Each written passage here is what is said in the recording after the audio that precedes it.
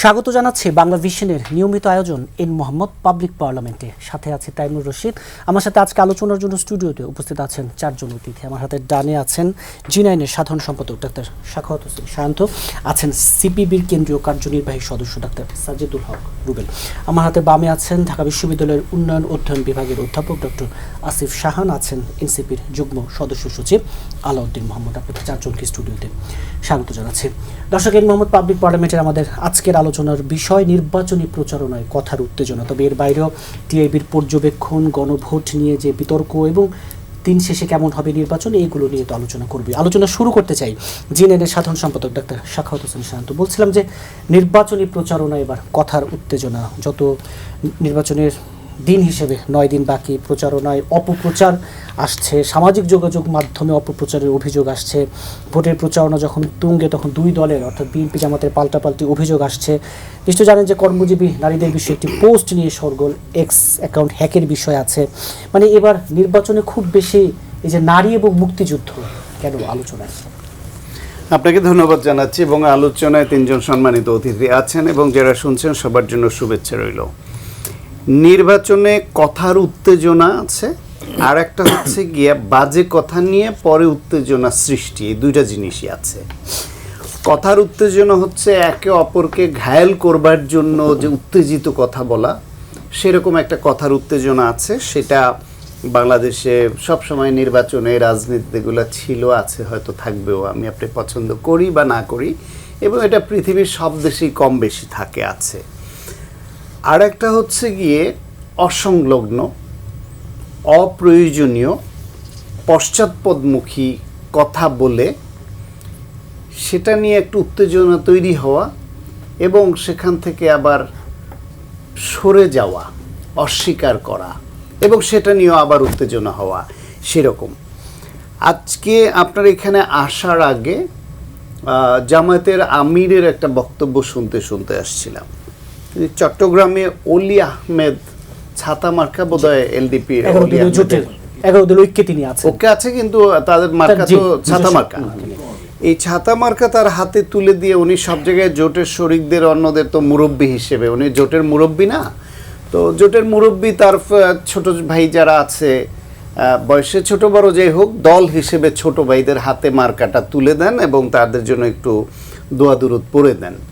সেই হিসেবে ছাতা মার্কাটা অলি আহমেদের হাতে তুলে দিলেন এবং সেইখানে বক্তব্যে তিনি বললেন যে আপনাদের এইখানের, আপনাদের কৃতি সন্তান এই মাটির। তিনি মুক্তিযুদ্ধের সময় তিনি প্রথম বললেন উই রিভোল্ট। জামাত হলো একটা রাজাকারের দল, আলবদর আল শামসের দল, গণহত্যা গণধর্ষণের অভিযুক্ত একটা দল। তারা মুক্তিযুদ্ধের পক্ষের এই বয়ানটা অপ্রয়োজনীয়ভাবে দিতে যায় কেন? না দিলে কোনো ক্ষতি ছিল বলেন তো? না দিলে তো এই মিথ্যা বলার অভিযোগটা আজকে আসে না। উই রিভোল্ট জিয়াউর রহমানের বলা উক্তি। প্রথম মধ্যরাতে অস্ত্র উঁচিয়ে গুলি করে প্রথম জিয়াউর রহমান বলছেন উই রিভোল্ট, এবং এর মাধ্যমে এই পাকিস্তানি বাহিনীর বিরুদ্ধে একটা রিভোল্ট বা বিদ্রোহ শুরু হয়। এটা একেবারে শতসিদ্ধ প্রমাণিত সত্য। সেই সত্যের বিপরীতে দাঁড়িয়ে জামায়াতের আমির বলছেন অলি আহমেদ বলছে উই রিভোল্ট। আমার ধারণা অলি আহমেদ লজ্জিত হয়েছে এটা শুনে, উনি কিছু বলেন নাই তখন। এখন জামায়াতের আমিরের এই বক্তব্যের সঙ্গে অলি আহমেদ যে জিয়াউর রহমান উই রিভোল্ট বলছে, জিয়াউর রহমান স্বাধীনতার ঘোষণা দিয়েছে, এই রিলেটেড তার যে ইন্টারভিউ আছে সেগুলো জুড়ে দিয়ে এখন সব জায়গায় যাচ্ছে সোশ্যাল মিডিয়ায়। তো এই ভদ্রলোকের বা তার জোটের বা দলের কি উপকারটা হলো না অপকার হলো তিনি বুঝতে পারেন? আসলে এই রাজনীতির মাঠে এখন নির্বাচনে তারা একটার পর একটা ধাক্কা খেয়ে হারিয়ে ফেলছেন। জামায়াত ইসলাম কিন্তু অনেকখানি এগিয়েছে রাজনীতিতে, জনসমর্থনে, এটা বোঝা যায়। কিন্তু আমার ধারণা তারা এই খেই হারিয়ে ফেলে একটার পর একটা ব্লান্ডার করবে এবং যত নির্বাচনের দিন ঘনিয়ে আসবে তারা যতটুকু সমর্থন পাবে বলে প্রত্যাশিত ছিল অনেকের কাছে, সেটা ডে বাই ডে কমতে থাকবে তাদের এই অসংলগ্ন কথা আচরণের কারণে। নারীদের নিয়ে প্রথম কথা হলো ওনার আল জাজিরার যে ইন্টারভিউটা, সেই ইন্টারভিউটাও নারীর প্রগতিশীলতা, নারীর যে এগিয়ে যাওয়া, তার যে স্বাধীনতা এবং নারীর যে অধিকার তার সঙ্গে সামঞ্জস্যপূর্ণ না।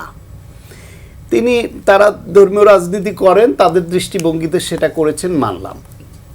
হুবহু উনি ওই ইন্টারভিউতে যেই কথাগুলো বলেছেন তার সব কথাগুলোর সঙ্গে এটাকে মানে একরকম কর্মজীবী নারীদের পতিতার সঙ্গে তুলনা করে শুধু এই শব্দটা যোগ করে একটা এক্স পোস্ট হয়ে গেল। সেটা নিয়ে যখন বিতর্ক হলো, তারপরে আমার ধারণা এই যে বড় বড় নেতারা তাদের যে এই যে এক্স বলেন, ফেসবুক পেজ বলেন বা সোশ্যাল মিডিয়া ডিল করে, এটা নিজে তো করেন না, এত সময় তো এদের নাই, একটা টিম থাকে। এখন জামায়াতের নারীর প্রশ্নে তাদের দৃষ্টিভঙ্গি কি সেটা কিন্তু আমরা জানি, তাদের বক্তব্যে জানি, তাদের আচরণে জানি, তাদের অতীত ভূমিকা জানি। ফলে তার টিমে তার যে কর্মী বাহিনী তারাও ওইটা রিড করতে পারে তার আমির বা তাদের নেতারা কী চায়। হয়তো সেই ধারণা থেকে ওই আল জাজিরার ওই বক্তব্যটাকেই হুবহু ওইভাবে শুধু একটা শব্দটাকে যোগ করে, এবং এটা খুব সুন্দর লেখা কিন্তু ইংলিশে যে পোস্টটা, এটা যেন তেন কাঁচা হাতের লেখা না, এবং ঘুরিয়ে এমনভাবে লিখছে যে সরাসরিও বলে দেয় নাই। যদি জামায়াতকে জড়িয়ে এরকম একটা হাইপ তোলার জন্য কোনো গোষ্ঠী করতো তাহলে এই ভাষার লেখা হওয়ার কথা না। এক, দ্বিতীয় হলো গিয়ে এরপরে উঠলো বলল যে হ্যাক হয়েছে। হ্যাক হওয়া নিয়ে কয়দিন ধরে প্রত্যেকেই একটা কথা বলছেন, আমার কিন্তু ফেসবুক পেজ একাধিকবার হ্যাক হয়েছে, এবং সেই হ্যাক হওয়া ফেসবুক যারা উদ্ধার করে দিয়েছেন তারাও আমাকে এখন বলছেন আপনিও এটা নিয়ে পোস্ট করলেন, আপনার আইডিও তো হ্যাক হয়েছিল, আমি কত ঘন্টায় উদ্ধার করে দিয়েছিলাম। কত ঘন্টায় না, বেসিক্যালি একদিন পরে উদ্ধার করে দিয়েছিল। কিন্তু সেই উদ্ধার করবার জন্য আমাকে আইডি কার্ড হাতে নিয়ে ছবি তুলে পাঠাতে হয়েছে, অনেক প্রশ্নের জবাব দিতে হয়েছে, আমার ইমেলে তার আগে যখন হ্যাক করে তার আগে মেসেজ আসে সামওয়ান অন্য কোনো ডিভাইস থেকে যাচ্ছে। এখন তো 2 ফ্যাক্টর অথেন্টিকেশন আরও রেস্ট্রিক্টেড হয়েছে, তার উপর যদি এটা আবার ভেরিফাইড পেজ হয় তাহলে তো আরও সুরক্ষিত। সেইখানে যদি তার এটা অন্য কেউ হ্যাক করে থাকে তাহলে ওই যে তার মেলে অথবা তার মোবাইলে যে টেক্সট আসার কথা সেই মেসেজ দুইটা ওরা দেখাই দিলে হয়েছে, ওটা কিন্তু দেখাচ্ছে না। এবং এত অল্প সময়ের মধ্যে উদ্ধার হওয়া, এই মেসেজ না দেখাতে পারা, সমস্ত কিছু এটা মোটামুটি প্রমাণিত যে এইটা আসলে হ্যাক হয় নাই। জামায়াতের ফলোয়াররা জামায়াতের আমিরকে মানে যারা পেজ চালান তারা যেহেতু তাদের নেতাকে রিড করতে পারেন, এরও একই মানসিকতার, তারা এটা দিয়ে একটা ব্লান্ডার করে ফেলেছেন। ফলে বললাম মুক্তিযুদ্ধের ইতিহাস, মুক্তিযুদ্ধ, নারীর অধিকার, নারী সম্পর্কে অবস্থান, এগুলো নিয়ে জামাতের একটু চুপচাপ থাকাই ভালো ছিল, যেহেতু তারা এই লাইনের না। তাদের শেষ করে একটা কথা দিয়ে আর একটা যোগ করি, তাদের দলীয় নারীরা তারা বলছে পুরুষের নেতৃত্বর অধীনে নারীরা থাকবে, এটা মেনে নিয়েই তারা এই দল করেন, নারী নেতৃত্বের সুযোগ নাই। সেটা অন্যরা করতে পারেন, ওনাদের ব্রেন ওয়াশ হয়েছে, অন্যরা করতে পারেন। অন্য ধর্মের তারা কেন করবে? কর্মজীবী বিভিন্ন নারী যারা স্বাধীনতা চায় এবং এই যুগে নারী স্বাধীনতা যারা চর্চা করে তারা তো ওনাদের এই ধারণায় আসবে না। তাহলে 51% নারীর দেশে জামায়াত কত শতাংশ ভোট হারালো আর নিজেদেরকে কতটা তারা অধঃপতন করলো, সেই হিসাবটা তো ইলেকশনে পাওয়া যাবে। জি, অধ্যাপক ডক্টর আসিফ শাহান, আপনিও কি এই বক্তব্যের সাথে একমত কিনা, বা আপনার কি মন্তব্য যে জামাত আসলে কত শতাংশ এই দুই ইস্যুতে, মুক্তিযুদ্ধ বলি নারী বলি, ভোট হারালো? দেখুন, ভোট হারালো কি হারালোটা আমি এটা নিয়ে নিশ্চিত না, হারানোর সম্ভাবনা বেশি। কিন্তু এই দুইটা বক্তব্য যেটা প্রমাণ করে যে জামাত ইসলামের অবস্থানটা কোথায়, এবং সেইটা বুঝতে পারাটা আমার কাছে ভোট হারানোর চাইতে অনেক বেশি গুরুত্বপূর্ণ। কেন আমি বলি কথাটা, যে জামাত ইসলামের এই দুইটা হচ্ছে সবচেয়ে উইক পয়েন্ট। মানে আপনি যদি as a party this are the 2 weakest points. মুক্তিযুদ্ধ নিয়ে জামাতের জন্য কথা বলতে যাওয়াটা, মানে এটা নিয়ে উনি অনেকবারই বিভিন্নভাবে চেষ্টা করেছেন, এক একবার মানে ক্ষমা চাওয়া, ক্ষমা না চাওয়া, বা কতবার ক্ষমা চাইবো এরকম বিভিন্ন ধরনের কথাবার্তা বলেছেন। বাট এই যে মানে হিস্ট্রিটাকে আবার নতুন করে প্রেজেন্ট করার চেষ্টা, এটা একটা ডেঞ্জারাস ট্রেন্ড। এই যে ট্রেন্ড বা এই জিনিসটা, এটা আমরা আগেও দেখেছি, এটার ফল খুব ভালো কিছু নিয়ে আসেনি। এবং এর মানেটা হচ্ছে যে আপনি আবারও সেই পলিটিক্সে চলে যাবেন। আমরা একটা যে এটা যে আমাদের আইডেন্টিটির একটা গুরুত্বপূর্ণ পার্ট, এটাকে যে আমাদের বিতর্কের ঊর্ধ্বে রেখে যাদেরই কন্ট্রিবিউশন আছে সেটাকে অ্যাকনলেজ করে মানুষের কন্ট্রিবিউশন নিয়ে কথা বলা, সেই জায়গাটা আমরা পৌঁছাতে পারছি না। এবং সেখান থেকে যে আমরা অন্য জায়গায় যাব সেটাও সম্ভব না। নারীর বিষয়টা আমার কাছে আরও গুরুত্বপূর্ণ। ইট ডাজেন্ট ম্যাটার এটা ভোট ইস্যু। আপনি দেখেন, this is the policy position of the party. এবং কেন এই পলিসি পজিশনটা ইম্পর্টেন্ট, কারণটা হচ্ছে যে আপনি যেটা বলতে পারেন যে আপনার দলের জন্য আপনি একটা পার্টিকুলার ইস্যু আপনি প্র্যাকটিস আপনি কন্টিনিউ করতে পারেন। এখন সেটা নিয়ে বলার কিছু নেই আসলে, এটা আপনার দলের অভ্যন্তরীণ ডিসিশন। বাট আপনি যখন বলেন যে দল হিসেবে আমরা এটা একসেপ্ট করি না যে নারী লিডারশিপ পজিশনটা, অ্যান্ড দেন আপনি যদি ক্ষমতায় যান, তাহলে তো অ্যাবসলিউটলি আপনার নীতি বলি বা পলিসি ডিসিশন যেগুলো বলি বা আপনি যে আইন কানুন বা যা পাশ করবেন সেটার সাথে তো এটার একটা সম্পর্ক থাকবে। এবং সেইটা তো শুধুমাত্র আপনার দলের নারীদের এফেক্ট করবে তা তো না, পুরো দেশে এটা তো পুরো দেশের মানুষকে এফেক্ট করবে। এবং এইখানে আমি মানে এইখানে কত শতাংশ নারী ওনার এই বক্তব্য বা এটার সম্পর্কিত যে পলিসিগুলো হবে সেটার সাথে একমত হবে, সেই কোয়েশ্চেনটাও চলে আসবে। এবং তার চেয়েও যেটা বড় কথা, ধরেন আমি যুক্তির খাতিরে ধরে নিচ্ছি যে মেজরিটি অফ দ্য উইমেন, ধরেন আমি যুক্তির খাতিরে ধরে নিচ্ছি যে মেজরিটি অফ দ্য উইমেন এই কথার সাথে এক, যদিও আমার সেটা মনে হয় না, আমি যদি ধরেও নিই। বাট যে কোনো রাষ্ট্রের there are some certain idea, constitutional যে কোনো একটা প্রিন্সিপাল থাকে, সেই জিনিসপত্রগুলা আপনি মেজরিটি ওপিনিয়ন দিয়ে চেঞ্জ করতে পারেন না। যখন ইটস অ্যাবাউট ইকুয়ালিটি, আমরা তো মুক্তিযুদ্ধের ঘোষণাপত্রে যে 3টা মূল বক্তব্য ছিল সেটাকে তো আমরা এবার কনস্টিটিউশনে নিয়ে আসার কথা বলছি। তা আপনি যখন সেখানে সমতার কথা বলছেন, আপনি যখন সেখানে সাম্যের কথা বলছেন, আপনি এমন একটা পলিসি প্রমোট করছেন যেটা সেই সমতাকে প্রশ্নের মধ্যে ফেলে দেয়। তো সেইটা তো আমার কাছে অনেক বেশি ভয়াবহ একটা কথা। এবং আরও একটা জিনিস, যে লিডারশিপের সংজ্ঞাটা কি, ন্যাশনাল লেভেল লিডারশিপ কি মানে শুধুমাত্র মানে নারী প্রধানমন্ত্রী হতে পারবেন না এই পর্যন্ত, নাকি আরও মানে নারী যদি কেউ যদি কোনো একটা বিভাগ চালান সেটাও তো একটা নেতৃত্ব দেওয়া, কেউ যদি একটা প্রাইভেট সেক্টরে কোনো একটা অর্গানাইজেশন চালান সেটাও নেতৃত্ব দেওয়া, রিসার্চ অর্গানাইজেশন চালাচ্ছেন নেতৃত্ব দেওয়া। এখন কি মানে সেই নেতৃত্বগুলোও আমরা বন্ধ করব? যদি না করি, তাহলে যদি আমি ধরে নিই যে একজন নারী একটা বিভাগ নেতৃত্ব দিতে পারেন, একটা রিসার্চ অর্গানাইজেশন দিতে পারেন, মাল্টিন্যাশনাল কর্পোরেশনের নেতৃত্ব দিতে পারেন, কিন্তু তিনি দেশের নেতৃত্ব দিতে পারবেন না, এই দুটো জিনিস তো একসাথে যাচ্ছেন। তাহলে আইদার হচ্ছে আপনি পুরো নারী নেতৃত্বকে অস্বীকার করছেন, তাহলে কোয়েশ্চেন হচ্ছে তাহলে এই যে ওনারা আবার নারী শিক্ষা এগুলো নিয়ে কথা বলেন, তো এই নারীরা শিক্ষিত আসলে করবেটা কি, মানে ওনার প্ল্যানটা কি, পলিসিটা কি? এই নারীরা শিক্ষিত হয়ে যদি তাদের পজিশনে যেতে না পারে তাহলে কি করবেন? মানে তারা কি মানে বাসায় থেকে সন্তান লালন পালনের জন্যই তাহলে এইটা, তো তাহলে that's a very dangerous point. এগুলো আমরা জানি না, বাট এইগুলো তো ক্ল্যারিফাই করতে হবে। এটা ক্ল্যারিফাই না করে আপনি যদি হচ্ছে কি এখন আবার নতুন নতুন আইডিয়া নিয়ে আসেন, তো তাহলে এই যে ডিস্ট্রাকশনটা, এটার একটা উদ্দেশ্য আছে, কিন্তু একটা ডিস্ট্রাকশন ক্রিয়েট করে। আপনি এইটা থেকে ওইটাতে সরে যাচ্ছেন দ্রুত। এই জায়গাতে আবার পরে বিস্তারিত আলোচনা করব। ডাক্তার সাজেদুল হক রুবেল, এই যে মানে বলাই তো হয় যে মুক্তিযুদ্ধ নারী, এগুলো খুব অন্তত জামাতের জন্য খুব স্পর্শ, সেই জায়গায় এই কথাগুলো বলে আসলে ভোটের মাঠে জামাত কতটা বেকায় দেয় আসলে? ধন্যবাদ। আসলে এখানে একটা বিষয় কি, আমি একটু তলা থেকে দেখি, আমি তো তলার মানুষ। এখানে স্যার আছেন, আসিফ স্যার আছেন, সায়ন্ত ডক্টর সাহেব আছেন আর কি। তো আমি তলাতে যা দেখছি আর কি, একদম তলায় একটা শ্রমিক মেসে কি আলাপ হচ্ছে, চায়ের দোকানে কি আলাপ হচ্ছে। আমরা ধরেন এই নির্বাচন ধরে আমার এলাকায় ঢাকা 15-তে যখন 7-8 মাস আগে কাজ শুরু করলাম, তখন আমি নিজে একটু কনফিউজড হয়ে গেছিলাম যে ব্যাপারটা কি।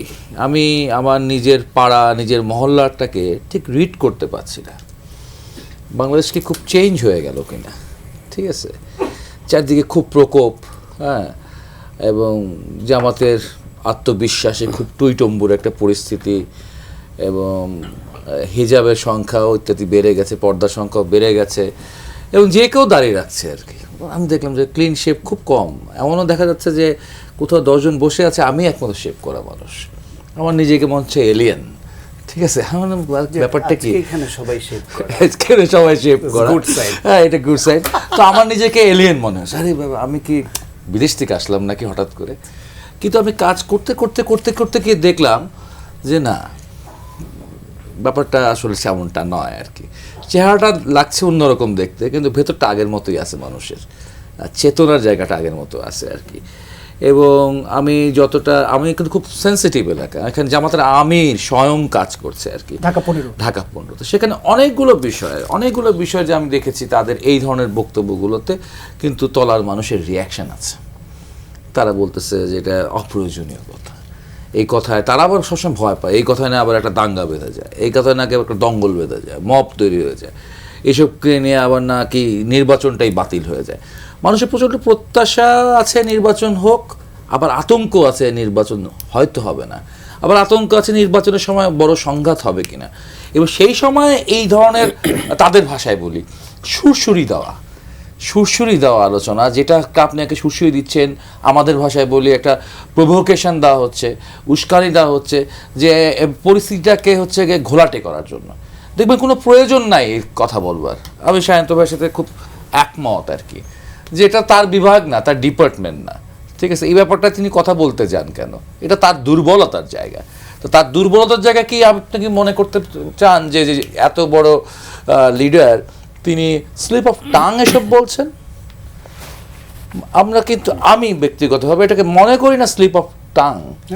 এইটা হচ্ছে বারবার যখন বলছেন, প্ল্যানফুলি বলছেন যে এটা নিয়ে একটা সংঘাতময় পরিস্থিতি তৈরি হোক এবং এমন একটা ঘোলাটে পরিস্থিতি তৈরি হোক যেমন সবাই আমরা বলতে বাধ্য হই, বা কুকুরটা সামলে রাখো, আপাতত ভিক্ষা চাই না, আপাতত জানটা বাঁচাও, নির্বাচনটা পেছাও, এরকম একটা পরিস্থিতি তৈরি হতে পারে আর কি।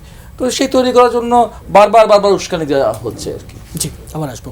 এনসিপি যুগ্ম সদস্য সচিব আলাউদ্দিন মোহাম্মদ, আপনারা 11 দলীয় ঐক্য, এই যে মুক্তিযুদ্ধ বলি এবং নারী ইস্যুটি নিয়ে যে গত 2 দিন ধরে ব্যাপক আলোচনা সমালোচনা, এই যে সুরসুরি উস্কানি, আপনি কিভাবে দেখছেন বা এনসিপি কিভাবে দেখে? আপনাকে ধন্যবাদ। সম্মানিত সহবক্তা যারা কথা বলেছেন, আমার কাছে একরকম মনে হচ্ছে যে আমি এখানে পুরো জোটের প্রতিনিধি হয়ে হয়তো একাই লড়তে হবে। না, কিন্তু প্রগতিশীল তরুণদের দল, কিন্তু মূল জায়গাটা হলো যে 11 দলীয় ঐক্যে আছেন আর কি আপনারা। আমি সেটাই বলছিলাম, সবার দায়িত্ব নেওয়া দরকার, আপনাদের ট্যাকটিক্যাল ইউনিটি।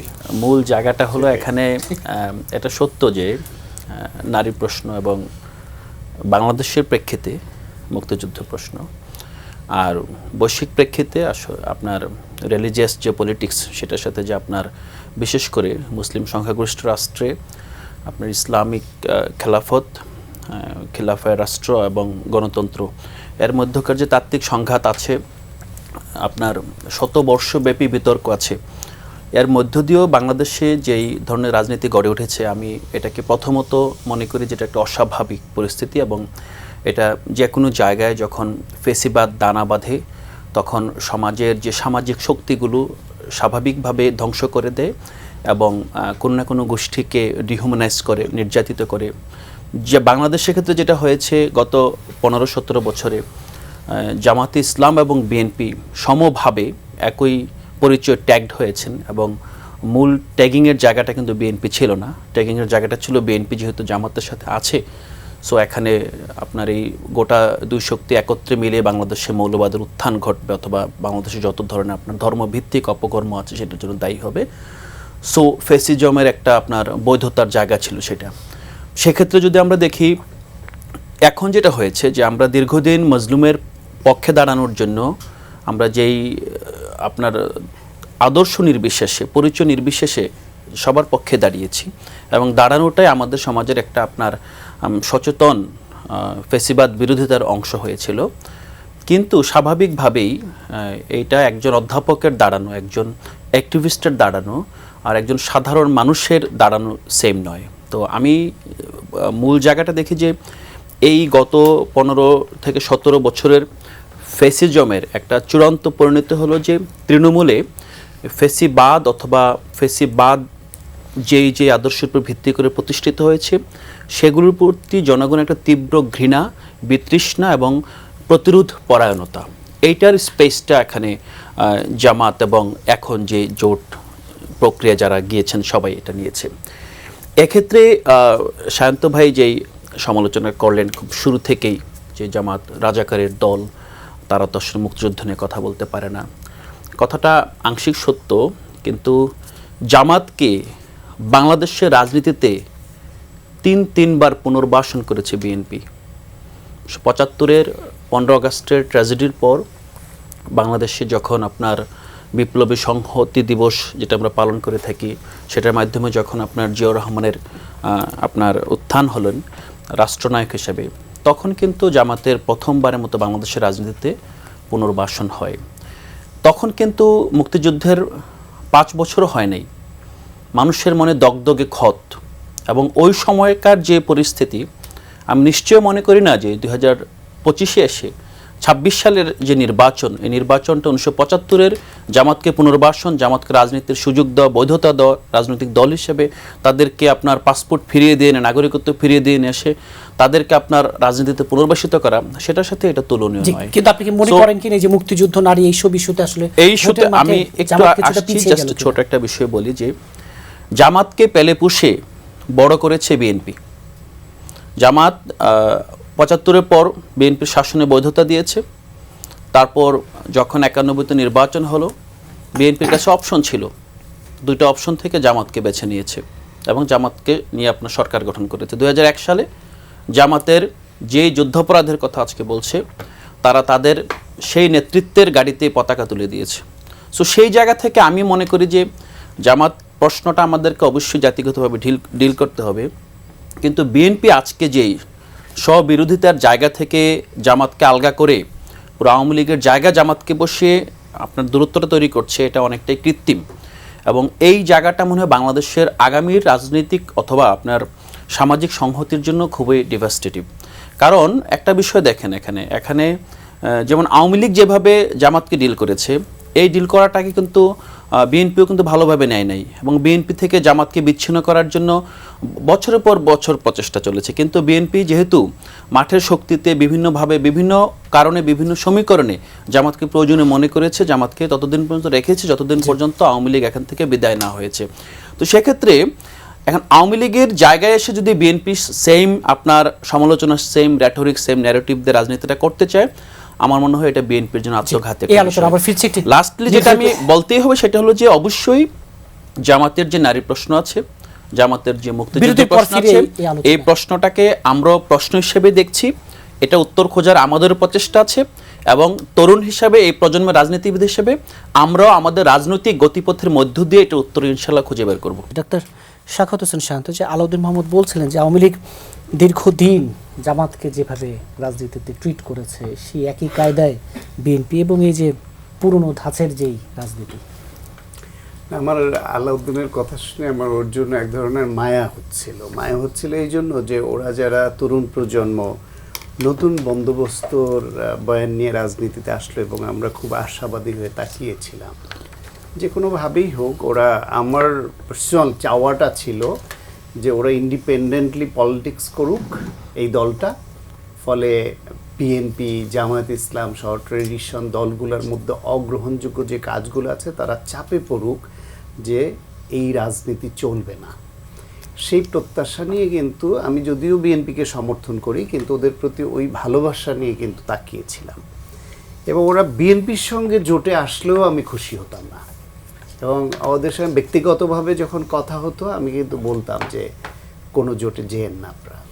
তারপর জামাতের সঙ্গে যেভাবে হোক গিয়েছে, নানান লোভে অথবা লাভে যে কোনো উদ্দেশ্যেই যা গেছে, গিয়ে এমন এক মাইনকা চিপায় পড়ছে যে জামায়াত যে নারীকে বেশ্যা বা প্রস্টিটিউট বলার মধ্যে এক ধরনের আদিমতম পাশবিক আনন্দ পায়, অনুভব করে, সেই বিষয়টাকে স্পষ্ট করে বলার সক্ষমতা হারিয়ে ফেলেছে। জামাতের নেতা ডাকসুতে ঢাকা বিশ্ববিদ্যালয়ে কি ওটা একটা বেশ্যাখানা ছিল, এইরকম জঘন্য কথা বলতে পারে।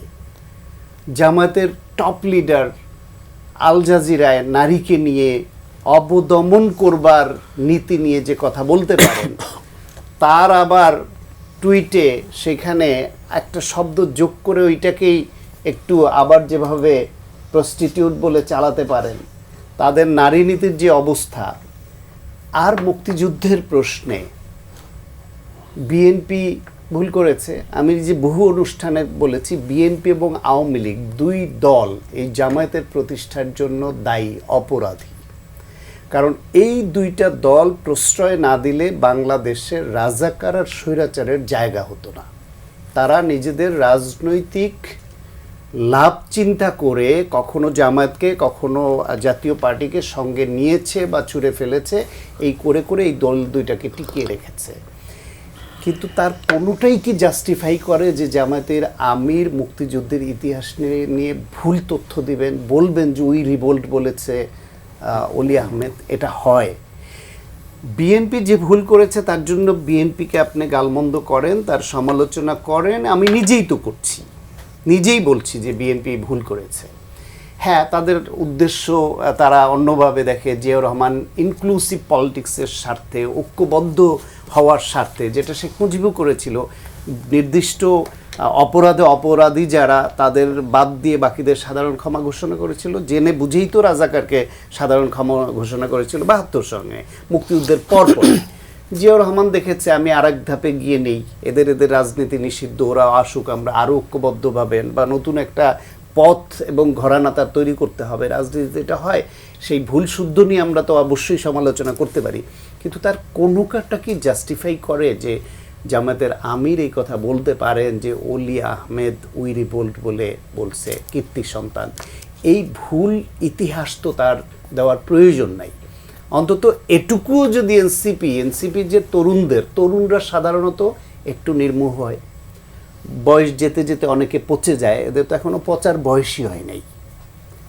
তারা একটু নীতিবান হবে, তারা একটু বিপ্লবী হবে, একটু তেজি ভাব থাকবে, নিজ ফ্যামিলিতে কেউ অন্যায় করলো সেই অন্যায়টাকে অন্যায় বলতে শিখবে। শুধুমাত্র জোটে ঢুকলেই এটা করতে হবে কেন? ওদের মধ্যে তো অনেক ছেলে মেয়ে আছে যারা মানে প্রচুর পড়াশোনা করা, যারা প্রগতিশীল রাজনীতি এবং চিন্তাধারা নিয়ে বেড়ে ওঠা, তারাও তো এনসিপিতে আছে। এখন জোটে গেছে বলে এটা একটা কৌশলগত অবস্থান, তাই বলে তার খারাপটাকে খারাপ বলা যাবে না। আপনি নারীর প্রশ্নে তারা যে অবস্থান নিয়েছে, যেটা শাহান ভাই বললেন, তারা তো কোনোভাবেই ক্লিয়ার করতে পারছে না আর নারীর পজিশনে তারা কি নিবে। তারা এটা এক ধরনের ডাবল স্ট্যান্ডার্ড। আপনি যখন 4 দলীয় জোট, 12 দলীয় জোট, 20 দলীয় জোট হয়েছে, শেখ খালেদা জিয়া কি ছিলেন? জোট নেত্রী ছিলেন, জোটের প্রধান নেত্রী ছিলেন। সেই জোটে খালেদা জিয়ার নেতৃত্ব মেনেই জামায়াত রাজনীতি করেনি, সেখানে একসঙ্গে মিটিংয়ে বসে সিদ্ধান্ত নেয়নি। কিন্তু নিজের দলে আবার নারী নেতৃত্ব, তখন নারী নেতৃত্ব ও অন্যের দলের হলে নারী নেতৃত্ব মারা যাবে। ওইটা তো একটা জোট, সেই জোটেরও তো একটা নেতৃত্ব ছিল।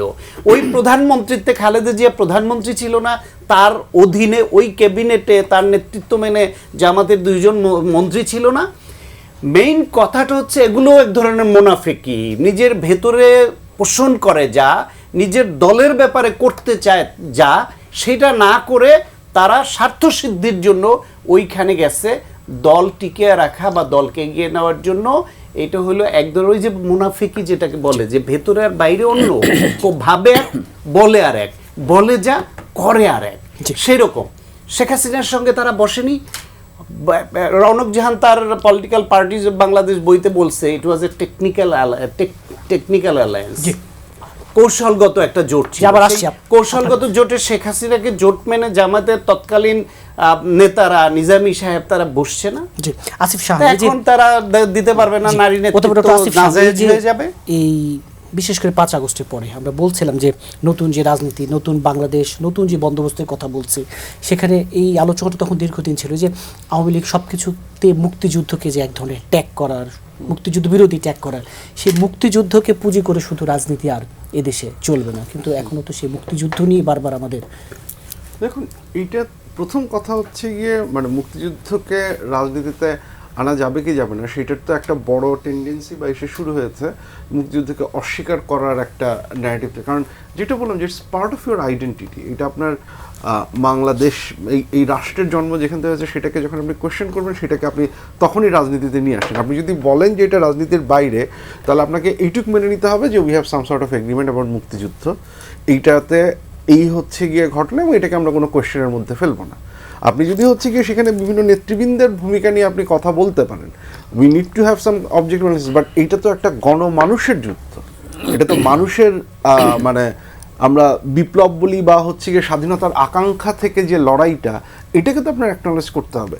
এইটাকে যখনই আমরা দেখেছি যে তখন এটা, এবং যে দ্য মোমেন্ট আপনি এই কাজটা করবেন তখনই হচ্ছে আপনি এটাকে ফিরিয়ে নিয়ে আসছেন। কারণ at the end of the day বাংলাদেশে এখনও বহু মানুষের কাছে এইটা খুবই গুরুত্বপূর্ণ একটা, মানে অসম্ভব গুরুত্বপূর্ণ একটা ব্যাপার। এবং আমি তো ছাত্র পড়াই, আমি দেখুন বিভিন্ন ইস্যুতে আমি একটা জিনিস খুব স্পষ্ট দেখেছি যে আমরা যে বলি ইটস রাইট, দ্যাট হচ্ছে মুক্তিযুদ্ধ নিয়ে আওয়ামী লীগের যে ইস্যু, সেটাতে তারা অবশ্যই বিরক্ত, এটা নিয়ে কোনো ডাউট নেই, এবং একই সাথে হচ্ছে গিয়ে বাড়াবাড়ি এটা তো, বাট ওদেরও একদম ভেতরে মানে একটা সার্টেন লেভেল অফ ওনারশিপ আছে অ্যাবাউট মুক্তিযুদ্ধ। সেটা হয়তো হচ্ছে গিয়ে এরকম উঁচু গলায় বলে বা যেভাবে হচ্ছে গিয়ে গত 15-16 বছর ইস্যু করেছে সেটাকে তারা অপছন্দ করে।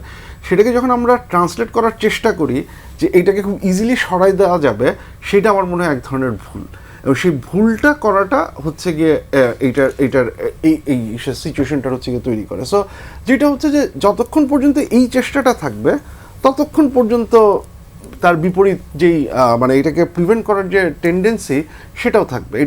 এটা শুধুমাত্র তখনই বিতর্কের ঊর্ধ্বে চলে যাবে যখন আমরা এই গণমানুষের সংগ্রাম এটাকে আমাদের নিজস্ব সংগ্রামের, আমাদের নিজস্ব পার্ট হিসেবে স্বীকার করে নিব। যতক্ষণ পর্যন্ত কোনো গোষ্ঠী, কোনো দল, এবং আমরা তো যেটা একটু আগেও বলা হলো যে দেখছি যে এই প্রশ্নটা চলে আসছে, এই প্রশ্নটা উঠানো হচ্ছে, এবং এই প্রশ্নটা উঠানোর যেটা সমস্যা হচ্ছে যে এরপরে ওনারা বা যে কোনো রাজনৈতিক দল যতবারই এইটাকে ডিনাই করার চেষ্টা করুন ততবারই হচ্ছে গিয়ে এক ধরনের ব্যাকলেশ আসবে। কারণ এটা মানে এটা খুব স্বাভাবিক একটা ব্যাপার যে একটা রাষ্ট্রের স্বাধীনতা বা তার জন্ম যে জায়গা থেকে সেটাতে ইস্যু হবে না, এটা একটা বড় ইস্যু। বাট ওই যেটা বললাম যে বাউন্ডারিটা, কারণ আমাদের একটা টেন্ডেন্সি আমাদের পলিটিক্যাল পার্টিসগুলোকে আছে, এবং এটা যে শুধু মুক্তিযুদ্ধকে নিয়ে হচ্ছে বা হয়েছে তা না, জুলাইকে নিয়েও আমরা হচ্ছে গিয়ে একই ধরনের জিনিসপত্র দেখছি আস্তে আস্তে ইস্যু হওয়ার চান্স, মানে আমরা, এবং এইটা কিন্তু আপনার যদি মনে থাকে যে আগস্ট 5-এর পরে এই কনসার্নটা কিন্তু একটা সিরিয়াস কনসার্ন ছিল, যে আমরা যখনই কোনো একটাকে চেতনাময় করতে চেয়েছি তখনই সেটা সাধারণ মানুষের হাত থেকে চলে যেয়ে রাজনৈতিক দলগুলোর এটা নিয়ে ক্রেডিট কামড়াকামড়ির একটা অবস্থানে পরিণত হয়েছে। এবং একইভাবে জুলাইয়ের ক্ষেত্রেও কিন্তু একই কথাই প্রযোজ্য, যে মোমেন্টে মানে জুলাই গণ অভ্যুত্থান, যেটা গণমানুষের অভ্যুত্থান, আমরা বলছি ছাত্র জনতার অভ্যুত্থান, সেই ছাত্রের সাথে সাথে সেখানে যে জনতাও ছিল, এখানে যে রিক্সাওয়ালা ছিলেন, এখানে যে শ্রমিক ছিলেন, এখানে একই সাথে এই যে বিভিন্ন জনগোষ্ঠীর মানুষজন যে এসেছে, এই ওনারশিপটা যতক্ষণ পর্যন্ত আপনি মানুষকে দেবেন ততক্ষণ পর্যন্ত এটাকে নিয়ে পলিটিক্স করার কোনো জায়গা থাকবে না। কিন্তু যে মোমেন্টে আপনার ওই ক্রেডিট ভাগাভাগির কোয়েশ্চেন চলে আসবে, সে এটা করেছে আপনি তখন এই মানুষের এজেন্সিটাকে আপনি অস্বীকার করছেন, তখনই কিন্তু এইটা পলিটিক্যাল একটা পণে পরিণত হওয়ার পসিবিলিটিতে চলে যায়। তখনই হচ্ছে গিয়ে এটাকে ব্যবহার করে বিভিন্ন এসে কিছু হওয়া যায়। কিন্তু এই যে জুলাইয়ের যে স্পেসিফিক উদ্দেশ্যগুলো ছিল, আপনি সংস্কার বলুন, বিচার বলুন, আপনি হচ্ছে গিয়ে একই সাথে আমরা যেই প্রায়োরিটিগুলোকে যেগুলোকে সেট করেছিলাম সেটা তো তার গোল। কারণ সেই অ্যাচিভমেন্ট যদি আমরা করতে চাই তাহলে কিন্তু হচ্ছে গিয়ে সেটা ওই গণমানুষকে আমি যতক্ষণ পর্যন্ত এই প্রসেসগুলোতে আমি ইনভলভ করতে পারবো ততক্ষণ পর্যন্ত হচ্ছে গিয়ে জুলাই তার যে গ্লোরি সেটা নিয়ে থাকবে। মুক্তিযুদ্ধে আরও বড় ব্যাপার, সেখানে আরও মানুষের যে ওনারশিপ, সেই জিনিসটা সেটাকে আমরা যতক্ষণ পর্যন্ত অ্যাকনলেজ করব সেই জায়গাটায়, কিন্তু যে মোমেন্টে আপনি এইটাকে হচ্ছে গিয়ে কার কৃতিত্ব বেশি ওই জায়গাটায় নিয়ে আসবেন, এবং অ্যাট দ্য সেম টাইম যারা এটাকে বিরোধিতা করেছে সেই গল্পটাকে আপনি কি বলে হারিয়ে যেতে দেবেন বা সেটাকে আপনি বিকৃত করতে দেবেন, তখন তো পুরো জায়গাটাই হচ্ছে কি একটা আড়াল করার চেষ্টা করা হবে। ডক্টর সাজ্জাদুল হক রুবেল, আপনিও কি এটি মনে করেন কিনা যে গণমানুষের যে বিষয়টি সেটিকে আড়াল করে যখন এই যে কে কার চেয়ে বেশি কৃতিত্ব নেবে এই জায়গাটিতে যখন যায় তখনই মূল সংকটটা দেখা দেয় কিনা? আসলে এখানে দুই রকম, একটা হচ্ছে শাসক দল নানান বিষয়কে ব্যবহার করে তার শাসন ক্ষমতাকে টিকে রাখার জন্য, আবার যারা আমরা বিরোধী দলে থাকি তারাও একটু আদর্শিক চর্চা করে আদর্শ জায়গাটাকে নিয়ে অগ্রসর হওয়ার চেষ্টা করি। আলাউদ্দিন ওনার আলোচনায় একটা গুরুত্বপূর্ণ কথা বলছেন আর কি, আমার মাথায় স্ট্রাইক করেছে। ফ্যাসিবাদ কতগুলো আদর্শের উপর ভিত্তি করে দাঁড়িয়েছে বা দাঁড়িয়েছিল, এই যে কথাটা বলেছেন। তো আসলে সেই আদর্শের জায়গায় এখন কি কোনো মতাদর্শিক লড়াই হচ্ছে? যে মতাদর্শিক লড়াইয়ের এক পাশে নারীর অধিকার, আরেক পাশে নারীর অধিকার নারী বিদ্বেষের, এক পাশে হচ্ছে মুক্তিযুদ্ধ, আরেক পাশে মুক্তিযুদ্ধের বিরোধিতা, এইভাবে কোনো মতাদর্শিক লড়াইয়ের জায়গায় বাংলাদেশ কি আগামী দিনে যাবে কিনা? এবং যাওয়ার সময় আমরা বলা হবে যে এই দর্শনগুলো যেহেতু ওগুলা আওয়ামী লীগের মুখ থেকে বেরিয়েছে, আওয়ামী লীগের মুখ থেকে যা বেরিয়েছে, হ্যাঁ, তা সব কিছুই বর্জন করতে হইবে। ঠিক আছে, মুক্তিযুদ্ধের কথা বেরাইছে, ওটা বাদ। যুদ্ধ অপরাধের কথা বেরাইছে, ওটাও বাদ। তারপর বেরিয়েছে আপনার ধরেন খুন ধর্ষণ, এই যে নারী ধর্ষণের কথা বেরিয়েছে, ওটাও বাদ। এগুলা বলাটাই হচ্ছে ফ্যাসিবাদ। যদি এইভাবে করে আমরা জিনিসটাকে ট্যাগিং করি, তাহলে কিন্তু খুব ভয়ঙ্কর সময়ের দিকে বাংলাদেশ যাবে। আমাদের এখানে একটা জিনিস কি, 91 সালে নির্বাচনের সময় একটা ঘটনা ঘটেছিল 90 গণঅভ্যুত্থানের পর। একসাথে তো গণঅভ্যুত্থান করেছিল তখন 8 দল, 5 দল, 7 দল, হ্যাঁ, 3টি জোট একসাথে গণঅভ্যুত্থান করেছে। 3টি জোট একে অপরকে মোটামুটি রিকগনিশন দিত, আর এর বাইরে আরেকজন ছিল জামাত ইসলাম, ওকে কেউ বলতো না, বলতো 3 জোটের রূপরেখা, ওকে পলিটিক্যালি রিকগনাইজই করা হতো না আর কি। তো এই 3 জোট তো একসাথে এরশাদকে ফেলে দেওয়ার পরে একই রকমভাবে একটা ডিসহারমনি তৈরি হলো পরস্পর, বিশেষ করে ইলেকশনের সময়টা হওয়ার কথা ছিল, সেটা একটা হিস্টোরিক্যাল ইলেকশন হওয়ার কথা ছিল। কিন্তু ওখানে দেখা গেছে, আপনি দেখবেন পুরনো দলিলপত্র দেখলে, বিশেষ করে আমি বা সায়ন্ত তখন ম্যাট্রিক পরীক্ষা দিচ্ছি আর কি, আমরা তখন খুব টকবগে অবজারভার আর কি। আমাদের সেই সময়টা আমরা দেখছি যে এখানে নির্বাচন যদি দেখতে যাই এখন পিছিয়ে ফেরেতে, ওইখানে একরকম ইতিহাসের বর্ণনই বেশি হয়েছে। হ্যাঁ, দুই নেত্রী তাদের যার মতো যার অ্যাসপেক্ট থেকে ইতিহাসকে বর্ণনা করেছেন, এবং এই বর্ণনা করতে গিয়ে উভয়ই নিজের দিকে নিজের পাতে ঝোল বেশি নিয়েছেন। ঠিক আছে, নিজের পাতে ঝোল বেশি নিতে এক ধরনের ডেভিয়েশন ঘটিয়েছেন। এই যে ডেভিয়েশনের চর্চাটা, এটা গিয়ে বলা যায় আজও রয়ে গেছে। তবে একটা কথা কি, রাষ্ট্রটার নাম যতক্ষণ বাংলাদেশ থাকবে, যতক্ষণ এই রাষ্ট্র বাংলাদেশ থাকবে, এই রাষ্ট্রের মূল ভিত্তি 1971 এবং মুক্তিযুদ্ধ। এটা কেউ ব্যবহার করুক আর ব্যবহার না করুক, আর কেউ যখন এই ভিত্তি থেকে সরে আসতে চাবে, বুঝতে হবে তারা মুখে বাংলাদেশপন্থী বললে আসলে তারা বাংলাদেশ বিরোধী। তারা 71 পূর্ববর্তী অবস্থার দিকে, পূর্ববর্তী সংস্কৃতি, পূর্ববর্তী রাজনীতি, 71 পূর্ববর্তী দর্শনকে তারা এখনো মাথায় নিয়ে বহন করে। জি, আলাউদ্দিন মোহাম্মদ, এই যে লোভে বা লাভে জোটে গেলেন, এবং এভাবেই যদি বলি এখন অনেকটা অপ্রস্তুত, মাইন কাছে পায়। শান্ত ভাই তো রাজনীতি করে না, ওনার জন্য সুবিধা জিনিসটা হলো যে উনি দায়িত্ব নিতে হয় না, বাট চাইলে উনি সুবিধা নিতে পারবেন। কিন্তু ধরেন ওনাকে কখনোই আপনি ধরতে পারবেন না যে আপনি তো বিএনপির সমর্থন করেন, কিন্তু বিএনপির সমর্থনের কারণে তো জেলে নিতে পারবেন না। বা রাজনীতি করলে আপনার জেলে নিল, তো জেল খেটে আসলো, তো সেটা হয়তো অন্য গ্রাউন্ডে, আমি ইন জেনারেল বলছি আর কি। তো সায়েন্স ভাই যেটা বললেন যে হ্যাঁ, লাভে কিংবা লোভে, আমি উইথ ডিউ রেসপেক্ট বলছি যে রাজনীতিবিদদেরকে সবসময়, রাজনৈতিক দল তো জনগণের প্রতিনিধি। আমি এখানে এই ডাক্তার, সরি ভাই আমি নামটা ভুলে গিয়ে, সাজিদুল হক রুবেল ভাইয়ের মন্তব্যের প্রেক্ষিতে একটা বিষয় বলি। 91-তে যেই জোটকে, 3টা জোটের বাইরের যে শক্তিটাকে আপনার রাজনৈতিক মাঠে, বিশেষ করে আমাদের মিডল ক্লাসের যে রাজনীতি, আরবান ল্যান্ডস্কেপে যাদেরকে আপনার আদার করে দেওয়া হলো, আপনার আইরনিক্যালি নির্বাচনে তারা 18টি আসন নিয়ে আসলো, রাইট? এরকমই এখন ধরেন আমাদের মধ্যে এই আরবান ল্যান্ডস্কেপের রাজনীতির প্রবলেম, পতিত স্বৈরাচার 30টা আসন নিয়ে আসছিল, আরো বেশি, হ্যাঁ আরো বেশি আসছিল। ওই 18 কোনো কিছুই না, এর সাথে 30টাই দিতে গেছিল না, সেটা জেলখানায় বসে থেকে 5টাই জিতেছিল। আরেকটা আইরনি হলো যে ওই অভ্যুত্থানটা যে আসলে সত্যিকার অর্থে গণ অভ্যুত্থান হয় নাই, এটা পতিত স্বৈরাচারকে সাথে নির্বাচন করার মাধ্যমে, সেটা অবশ্য আলাদা তর্ক, সেদিকে আমরা আপাতত না যাই। আপনার এখন যে বিষয়টা আমার কাছে ওনার কথা শুনতেই মনে হলো যে গত আপনার 55 বছরে আপনি মুক্তিযুদ্ধের কথা তো আমরা সবাই বলছি, হ্যাঁ, যেটা বলছে আওয়ামী লীগ বলছে বলে বলা যাবে না, না, মুক্তিযুদ্ধের মৌল ভিত্তির কথা তো আমরা বলবোই, আমরা ধারণ করি, এখানে বলারও কিছু নাই। আমরা এটা আমাদের কর্মে রূপ লাভ করুক সেটা আমরা চাই, সেই কাজই আমরা করি।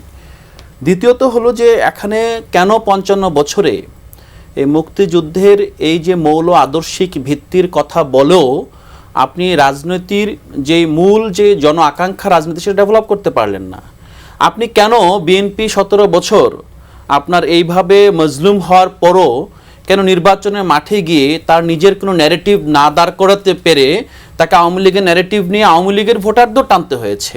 এটা আমি সায়ন্ত ভাই তো আমার সামনে আছে, ওনাকে তো কিছু বলতে পারবো না, কিংবা সিনিয়র নেতৃবৃন্দকে বলতে পারবো না, কিন্তু এই যে একটা রাজনৈতিক ধারা, এই রাজনৈতিক ধারাটাকে তো আপনি গণরাজনৈতিক ধারা রূপান্তর করতে পারেন নাই, আপনি একটা বুর্জ রাজনৈতিক ধারায় রূপান্তর করতে পারেন, আপনি একটা লুটপাট তন্ত্রের রাজনীতি, একটা ইজারাদারের রাজনীতিতে রূপ, আপনি যেভাবে আমরা ঘাট ইজারা দেই, মাঠ ইজারা দেই, বাজার ইজারা দেই, আমরা তো চাঁদাবাজিটা তো আসলে একরকম ইজারাদারি, যে হ্যাঁ তুমি তোমার এলাকায় দিবে, এখান থেকে কিছু পার্সেন্টেজ পাঠিয়ে দিবে কেন্দ্রে। এই ব্যবস্থাটাকে কেন আমরা সাস্টেন করলাম, এই প্রশ্ন। এবং যদি দেখেন যে ধরেন আজকে যেভাবেই দেখেন এই জামাতের রাজনীতির যে উত্থান, এই উত্থানের আরও অনেকগুলো কারণের মধ্যে একটা তো বড় কারণ হলো তো BNP as a liberal force তো তৃণমূলে আপনার সার্ভিস ডেলিভারি করতে ব্যর্থ হয়েছে, তৃণমূলে তার কমিটমেন্ট রক্ষা করতে ব্যর্থ হয়েছে। অতীতে যেই আপনার শাসনে ছিল, যেই শাসনের অংশীদার জামাতও ছিল, জনগণ তো দেখেছে, এবং দেখার পর তো জনগণ আবার বীতশ্রদ্ধ হয়ে পড়েছে। এই শক্তিটা যখন আবার ক্ষমতা আসবে ভাবছে, তখন জামাতকে অবশ্যই জনগণ যারা সাপোর্ট করছে, অনেকে কিন্তু বুকে পাথর বেঁধে জামাতকে সাপোর্ট করছে, এটা বাস্তবতা। আপনি কথা বলে দেখেন ভোটারদের কাছে। কিন্তু কেন বিএনপির কাছে ফিরে যেতে চাচ্ছে না, এই প্রশ্ন কি বিএনপি নিজেকে করবে না করে এখন রুবেল ভাইয়ের ভাষায় যে আওয়ামী লীগ বলছে বলে এটাকে আপনার কোনো না কোনো ভাবে আপনাকে ডিজন করতে হবে, ব্যাপারটা এটা না। ব্যাপারটা হলো আপনি সত্যিকার অর্থে ধারণ করতে হবে, আপনি যে পলিসি না যাচ্ছেন এই পলিসিটা প্র্যাগমেটিক কিনা, এবং এই পলিসির সাথে আপনি যে অতীতে বাংলাদেশ শাসন করেছেন সেই শাসন এবং এই বর্তমান যে বাস্তবতার সাথে আপনি প্র্যাগমেটিক এবং বাস্তবসম্মত কোনো পলিসি দিতে পারছেন কিনা, বিশ্বাসযোগ্য কিনা। আপনি দেখেন সারা দেশে আপনি সার্ভে করে দেখেন, আমার পাশে বসে আছেন অধ্যাপক স্যার, উনি তো আসলে যে সার্ভেগুলোতে যুক্ত আছেন, উনি সোশ্যাল মিডিয়ায় তো ন্যারেটিভ দিচ্ছেন কিছু, দেখছি খুবই ভালোভাবে যে জনগণ আসলে বিশ্বাস করছে না। আরেকটা সবচেয়ে বড় বিষয় হলো যে মুক্তিযুদ্ধের কথা বলে জনগণ বারবার প্রতারিত হয়েছে। আমাদেরকে মাথায় রাখতে হবে যে এই ফেসিবাদ গত 17 বছরে এই মুক্তিযুদ্ধের এই কয়েনগুলোর নামে গণহত্যা চালিয়েছে, তারপরে সে আওয়ামী লীগের কথা বলে আওয়ামী লীগ বলেছে বলে আবার আপনি বলবেন, আবার বলার পরে বলবেন যে আওয়ামী লীগের জায়গায় আমার এখানে, যেটা আজকেও আমরা দেখেছি ঢাকা বিশ্ববিদ্যালয়ের এক নারী নেত্রী একেবারে আপনার শেখ হাসিনাকে মিসিংয়ের অনুভূতি নিয়ে আপনার পুরো আপনার মিডিয়া পল্লী সরগরম করে ফেলেছে, এবং আমার ছাত্র দলের বন্ধুরা এবং অন্যান্য যারা ক্যাম্পাসের ক্রিয়াশীল রাজনীতি সবাই এটার প্রতিবাদ করছে। কারণ এই মেয়েটা এতদিন সবার সাথে রাজনীতি করেছে, ছাত্র দলের সাথে মিলেমিশে ছিল। আমাদের এই সমালোচনার জায়গাটা বুঝতে হবে যে আপনি ফেসিজম যে ভিত্তির উপর দাঁড়িয়ে গণহত্যা চালিয়েছে, এখানে ডিহিউম্যানাইজেশন করেছে, এখানে রাজনৈতিক শক্তি জনগণের ভোটাধিকারকে, মৌলিক মানবীয় যেই আপনার অধিকার যেটা মুক্তিযুদ্ধের অন্যতম ভিত্তি, সেই ভিত্তিটাকে অস্বীকার করেছে। আপনি তার কাছে আবার ফিরে যাবেন এবং এই দগদগে থাকা অবস্থায় এটাকে তো আমরা মেনে নিতে পারি না। আমাদেরকে নতুন রাজনৈতিক বন্দোবস্ত এনসিপির কথা না, আমরা এই গণঅভ্যুত্থানের মাধ্যমে সত্যিকার অর্থে নতুন রাজনৈতিক বন্দোবস্ত প্রবেশ করে ফেলেছি। এই বাস্তবতাটা আমাদের বড় রাজনৈতিক দলটাকে বুঝতে হবে। যদি বুঝে তাহলে তারা অ্যাড্রেস করবে যে জনগণের আসলে বেদনাটা কোথায়, তারা আসলে কোন জায়গায়, কেন তার সাথে আমার দূরত্ব তৈরি হচ্ছে, তার সাথে আমার জীবনাচরণ তো মিল আছে। যেই নারী আজকে জামাতের পক্ষে গিয়েছে, জামাতের জন্য ভোট চাচ্ছে, সেই নারী কেন আমার নারী হলো না? তার সন্তানকে তো সে জামাতের ঘরানায় সে বড় করতে চাচ্ছে না, সে আমার যে উচ্চশিক্ষার মিডল ক্লাস, সেই মিডল ক্লাসে তার সন্তানকে দিতে যাচ্ছে, তারপরও সেখানে আমাকে সাপোর্ট করছে না। এই রহস্যটা যদি বিএনপি এবং অন্যান্য রাজনৈতিক দল যারা আসলে আজকে মুক্তিযুদ্ধের ন্যারেটিভ এবং নারীর ন্যারেটিভ দিয়ে পুরো জন আকাঙ্ক্ষাকে ডুবে দিতে চাচ্ছেন, তারা যদি এটাকে খুঁজে বের করে, তাহলে আমার মনে হয় শুধু তাদের জন্য না, সবার জন্যই ভালো হবে। কারণ আমরা বাংলাদেশে গণঅভ্যুত্থানের মাধ্যমে যেটা আমার খুব স্নেহধন্য এবং আমার লিডার মাহফুজ আলম বলেছিল যে বাংলাদেশে মতাদর্শিক রাজনীতির আপনার মানে হয়েছে, আমরা একটা পোস্ট ইডিওলজিক্যাল এরায় প্রবেশ করেছি। আমরা কিন্তু ধরে নিয়েছিলাম গণঅভ্যুত্থানে থেকে আসলে আদর্শ তাকাই নাই, এখানে সবাই একসাথে নামে এসেছিল। কেন এই বিভাজনটা তৈরি হলো? এই বিভাজনের পিছনে রাজনৈতিক দলগুলো কি রোল প্লে করেছে? এই জায়গায় যদি আমরা ফিরে যাই এবং এই প্রশ্ন যদি আমরা ডিল না করতে পারি, তাহলে আগামীতে আবারও নতুনভাবে গণঅভ্যুত্থান হবে, এবং সেই গণঅভ্যুত্থানের মাধ্যমে আবারও আমরা যেটা বলছিলাম পোস্ট ইডিওলজিক্যাল এরায় প্রবেশ করেছি, যেই আপনার প্রবেশ করাটাকে যা আপনার আবার টানেলে ঢোকাচ্ছেন, সে টানেলটা ভেঙে আবার নতুন বিপ্লব তৈরি হবে এখানে। জি ডাক্তার স্বাগত হোসেন শান্ত, একটু ভিন্ন প্রসঙ্গে যাই। টিআইবি আজকে কিছু পর্যবেক্ষণ দিয়েছে। একটি হচ্ছে মবের উৎপত্তি সচিবালয় এবং সরকার যদি মব সহিংসতা নিয়ন্ত্রণে আনতে না পারে 12ই ফেব্রুয়ারি নির্বাচনের বড় ধরনের প্রভাব পড়বে। এই যে পুরো 1.5 বছর আমরা এই নিয়ে আলাপ করেছি এবং 9 দিন পরে নির্বাচন। আসলে কি মনে করেন কিনা এই মব সন্ত্রাস বলি, মব সহিংসতা বলি, নির্বাচন একটি বড় উদ্বেগের কারণ হবে? না, টিআইবি আর সরকারের মধ্যে তো সচিবালয়ের প্রশ্নে খুব দ্বিমতের জায়গাটা আমি দেখি না, উভয় তো একমত। সরকারের একজন উপদেষ্টা কিছুদিন আগে বললেন না যে মাইলস্টোনে যে প্লেনটা পড়েছে এটা সচিবালয়ে পড়া উচিত, ওটা সচিবালয়ে পড়া উচিত ছিল। সুতরাং ওই সচিবালয় যে একটা খারাপ জায়গা, এটা এই সরকারের উপদেষ্টারাও বলছে, টিআইবিও বলছে। তো সমস্যাটা হলো 18 মাস পরে বলছে এই উপদেষ্টা। 18 মাস ধরে তার দায়িত্ব পালন করবার সময় সচিবালয়টাকে তার দুর্নীতি থেকে, তার এই যে পার্টিজান পজিশন থেকে, তার এই যে ভাগ বাটোয়ারা করে কে কত শতাংশ ওইখানে অংশীদারিত্ব নিবে সেখান থেকে বের করে আনার যে চেষ্টাটা আমরা এই সরকারের মধ্যে দেখি নাই। যদি চেষ্টাটা দেখতাম আমরা, তারা ব্যর্থ হতো এবং বলতো, জনগণের কাছে সেটা এক্সপোজ করতো যে আমরা এই ভাগ বাটোয়ারার এটা চাচ্ছি না, আমরা এই পার্টিজান হয়ে সচিবালয় থাকবে সেটা চাচ্ছি না। দুর্নীতিতে সে আগের মতোই একই রকম দুর্নীতি চলতে থাকবে এবং সবাই দুর্নীতির অংশীদার হবে, নতুন যারা আসবে তারাও, নতুন পুরাতন মিলে একেবারে সুন্দর মতো সমন্বয়ে সাধন হবে, নতুন বন্দোবস্তে ভাগ বাটোয়ারা হবে, সেটা আমরা চাচ্ছি না। এই অবস্থানটা সরকারের মধ্যে আমরা দেখি নাই। ফলে আজকে টিআইবি যেটা বলছে সেটা সরকারের বিরুদ্ধে বলছে এটা আমার মনে হয় না, সরকারের পক্ষেই বলেছে। সরকার উপদেষ্টা যেরকম যখন এরকম বলে, বিষয়টা হলো এইখানে গণ অভ্যুত্থান পরবর্তী সময়ে আওয়ামী লীগের যেই 16-17 বছরের যেই তাদের বানানো যেই প্রশাসন, তাদেরকে রেখে তো প্রশাসন চালানো সম্ভব না। এখন 16 বছরে তারা নিয়োগ পদোন্নতি এমনভাবে দিয়েছে যে, আমি একজন চিকিৎসক, তো আমি যেহেতু চাকরি করি, ফলে চিকিৎসকদের সুখ দুঃখের গল্প শুনতে হতো যে তার প্রমোশনের আগে তাদের যাচাই বাছাই করবার জন্য 16 না 17টা প্রশ্ন থাকতো।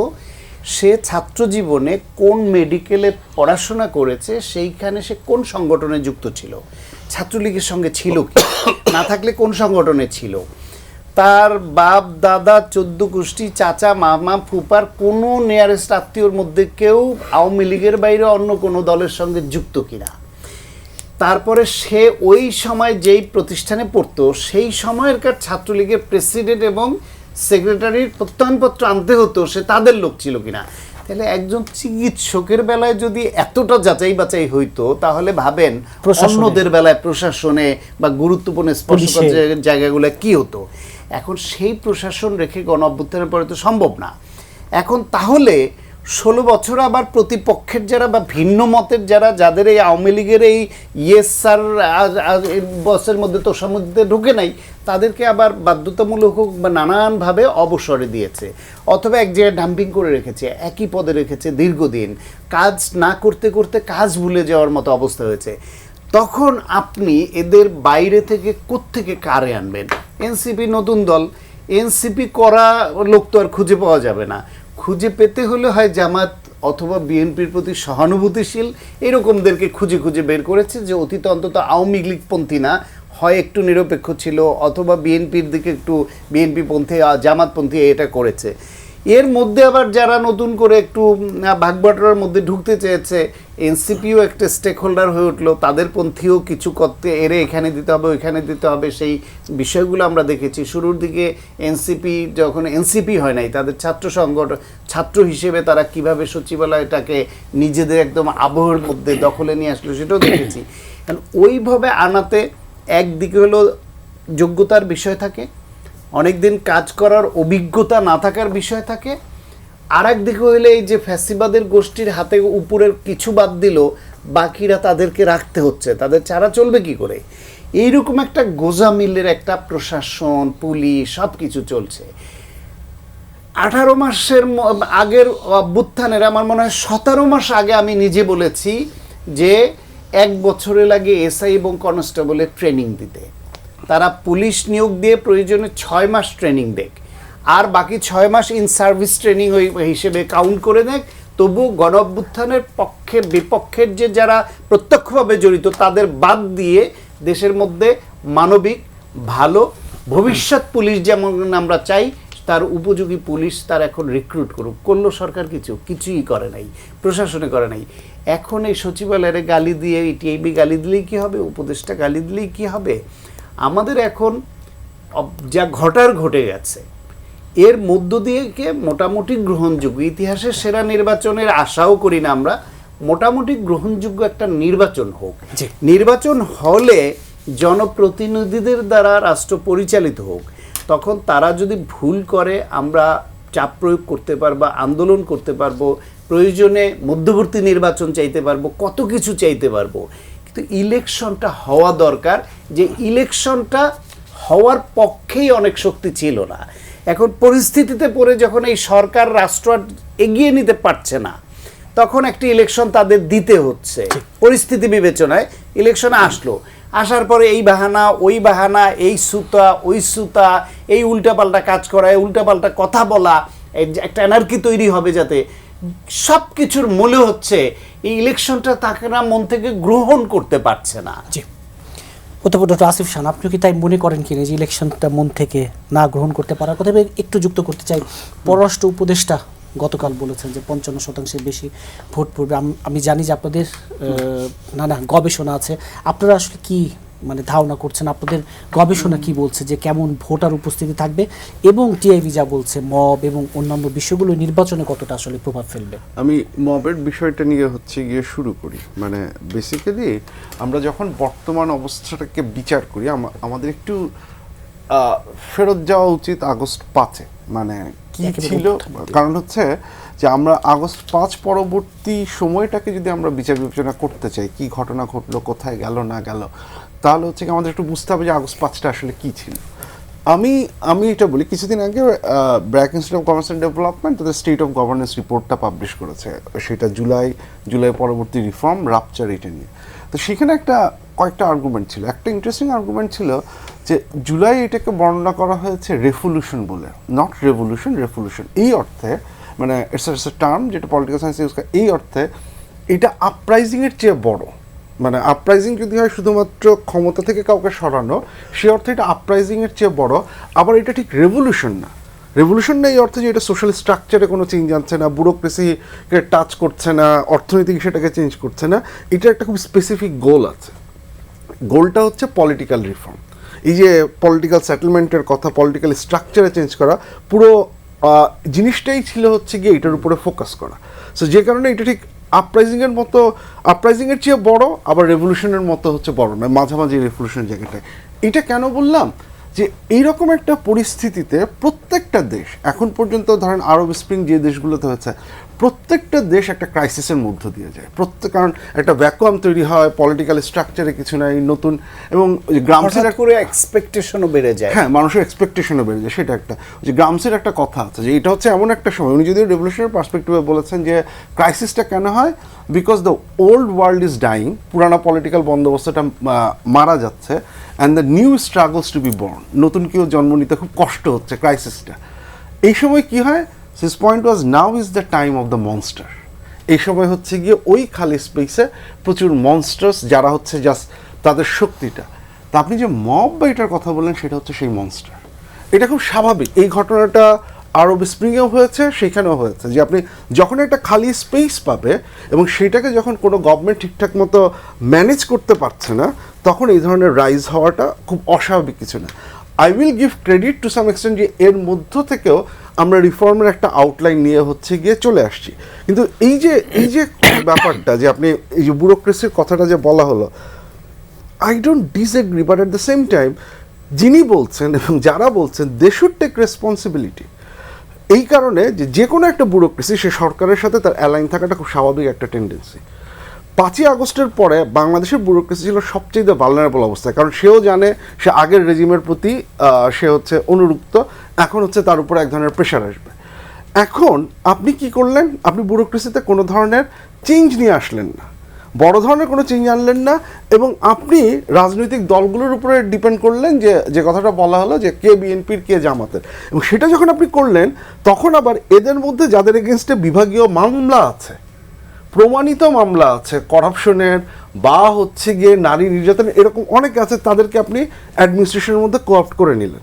এবং কোর্ট করে তারপরে যেটা হলো এই ব্যুরোক্রেসির উপরে আপনি নির্ভর করা শুরু করলেন। কারণ আপনি আশা করেন যে আপনি ব্যুরোক্রেসির উপরে নির্ভর করছেন এবং আপনি ব্যুরোক্রেসিকে বলবেন যে বাবা আমি তোমার সব কিছু চেঞ্জ করে দিব, কিন্তু এই কাজটা কিন্তু আমি তোমার মাধ্যমে করব, ব্যুরোক্রেসি সেটা মেনে নিবে? Public administration reform commission government করেছে, সেইটার বিরুদ্ধে দাঁড়িয়ে বাংলাদেশ অ্যাডমিনিস্ট্রেটিভ সার্ভিস অ্যাসোসিয়েশনের নেতৃবৃন্দ প্রকাশ্যে গালিগালাজ করেছে। গভর্নমেন্ট কিছু করেছে? সো আপনি ব্যুরোক্রেসিকে পাওয়ারফুল করেছেন, আপনি ব্যুরোক্রেসিকে ক্ষমতাশালী করেছেন, আপনি ব্যুরোক্রেসিকে এত ক্ষমতাশালী করেছেন যে সকল রিফর্মের যে অ্যাসপেক্টগুলো সেগুলোকে সে একদম হাতে ধরে মেরেছে, যেটা এখন সরকারের উপদেষ্টারা বলছেন, যেটা টিআইবি বলছেন, কিন্তু এটা তো আপনি করে দিয়েছেন। আপনি পুরো টাইমে এটাকে চ্যালেঞ্জ করেন নাই, আপনি এটাকে চেঞ্জ করেন নাই, আপনি এটাকে বাড়তে দিয়েছেন। এখন আপনি বলছেন যে মাইলস্টোনের এইটা ব্যুরোক্রেসির উপরে পড়লে ভালো হয়। এটা তো নিজের অযোগ্যতা এড়ানোর জন্য আপনি যেটা করছেন, আপনি এটার আরেকটার উপরে দায় চাপাচ্ছেন। সো ইম্পর্টেন্ট ইস্যুটা তো হচ্ছে কি এইটা। ফাইনাল পয়েন্টটা যেটা বললেন যে আমি ঠিক জানি না যে মবক্রেসি যেটা হয়, যে মবক্রেসি তো হয় একটা এমটি জায়গা, এখন কিন্তু এই ভায়োলেন্সের জায়গাটার এমটি নাই। এখানে দুইটা বড় রাজনৈতিক দল চলে আছে, এখন আপনার আর মবের দরকার পড়বে না। এখন এটা যদি ভায়োলেন্সের যে কথাটা বলেন সেটা আসবে হচ্ছে নর্মাল পলিটিক্যাল প্রসেসে, রাজনৈতিক দলগুলো যেরকম ক্যাম্পেইন চালাচ্ছে, যে ধরনের অ্যাক্টিভিটিস করছে, ভায়োলেন্স সেখান থেকেই আসবে। মব বেস ভায়োলেন্স আবার আসবে কি আসবে না সেটা বোঝা যাবে হচ্ছে এই নির্বাচনের পরে, তখন আবার হচ্ছে কি আমরা কোন জায়গাটায় যাই। ডাক্তার সাজেদুল হক রুবেল, টিআইবির এই পর্যবেক্ষণে যে এই রাজনৈতিক সহিংসতার জায়গাটিও আছে, তারা কিন্তু একটি তথ্য দিয়েছে যে তফসিল ঘোষণার পর 36 দিনে 15 জন রাজনৈতিক নেতা কর্মী হত্যাকাণ্ডের শিকার হয়েছে। প্রধান উপদেষ্টা প্রেস উইং থেকেও 5 জনের প্রাণহানির কথা বলেছে। এই যে সামনে নির্বাচনে 9 দিন বাকি, এই যে সহিংসতা বলি, সংঘাত বলি, এই জায়গাটি কতটা সংখ্যার এবং দিন শেষে ভোটারদেরও তো এটা প্রভাবিত করে। ধন্যবাদ। ভোটারদেরকে প্রভাবিত করে, কিন্তু তার আগে বিষয় হচ্ছে যে শুধু ভোটার কেন, আমাদের প্রশাসনের মানুষরাও তো হচ্ছে, তারাও তো আতঙ্ক ছড়াচ্ছে আর কি। তারাও তাদের মানে নিরুপায়, তারা হচ্ছে পারবে না এরকম একটি পরিস্থিতি কন্ট্রোল করবার জন্য। আমরা তো দেখেছি যে সপ্তাহখানেক আগে পুলিশের মহাপরিদর্শক বলেছেন যে তাদের সক্ষমতা নেই হচ্ছে এই আইনশৃঙ্খলা পরিস্থিতি নিয়ন্ত্রণ করবার। তো এরকম যখন একটা স্টেটমেন্ট সাধারণ মানুষ পাবে, ভোটাররা পাবে, তারা তো সংশয়গ্রস্ত হবেই, এটা তো একটা বড় বিষয়। দ্বিতীয় বিষয় হচ্ছে যে আপনার হচ্ছে যে স্বরাষ্ট্র উপদেষ্টা, ঠিক আছে, তিনি তো হচ্ছে যেরকম বিবৃতিগুলো দিচ্ছেন এবং আমাদেরকে অভয় দিচ্ছেন, এমনভাবে যে ওই লুট হয়ে যাওয়া অস্ত্র ব্যবহার হবে না তিনি গ্যারান্টি দিচ্ছেন আর কি।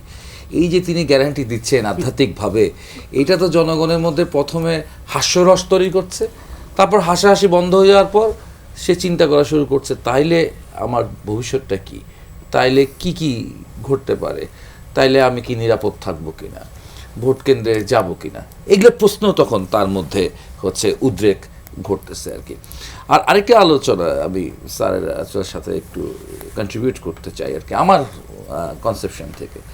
দেখেন, এই অভ্যুত্থানের একটা স্পিরিটেড জায়গা থাকতে পারতো যে আমাদের ব্যুরোক্রেসিকে যেভাবে পলিটিক্যালাইজ করে ফেলেছেন বিগত সরকার, সেই পলিটিক্যালাইজেশন জায়গা থেকে আমরা বেরিয়ে আসব।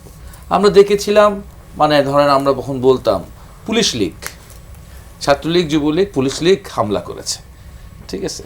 তো এই যে পুলিশ লীগটা বলতাম, বা এই যে ব্যুরোক্রেসিটা হচ্ছে টোটাল পার্টি সাইজ করে ফেললো, বা তো বললো যে একদম মেডিকেল সেক্টর থেকে শুরু করে সমস্ত সেক্টর, অ্যাডমিন কার্ড আরও বেশি, পুরো পলিটিক্যালাইজ করে ফেললো।